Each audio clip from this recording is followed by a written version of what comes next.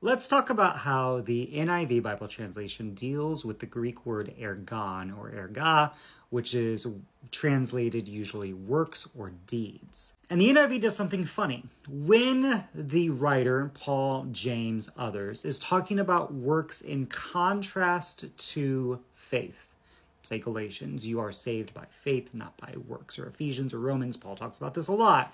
The NIV will translate it as works. You're saved by faith, not by ergon, and not by works. But when the writer is talking about things that you need to do, actions that you need to take in order to be faithful to the way of Jesus, the NIV will not translate it as works anymore, but translate it as good deeds or good actions. So the NIV is making an interpretive decision here because of the very Protestant theology that we are saved by grace, not by our works.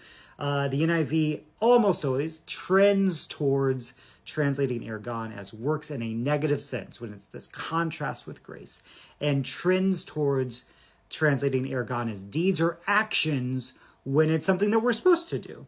The NIV in the book of James does this a lot. James says, what is it, my brothers and sisters, if someone claims to have faith but no deeds? In the same way, faith by itself, if it's not accompanied by action, is dead. All of these are ergon. All of these are translated works when contrasted with grace. But when James, or even in Paul in some places, says you need to have good works, the NIV is sort of scared by that and goes with deeds or actions instead.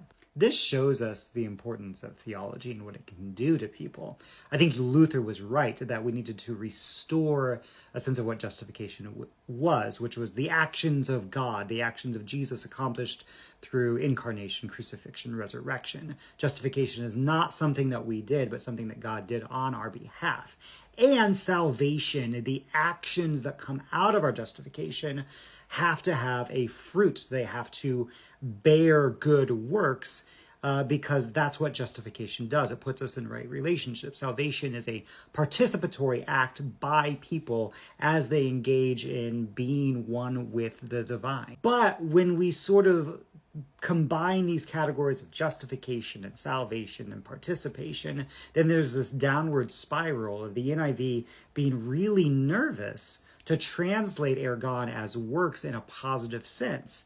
So then you've got a very Protestant evangelical theology that says, God forgave me, and that's good enough. And so my actions aren't necessary to make repair when I've done something wrong. God's forgiven me. You need to forgive me 70 times. I don't need to make any sort of actions of repair.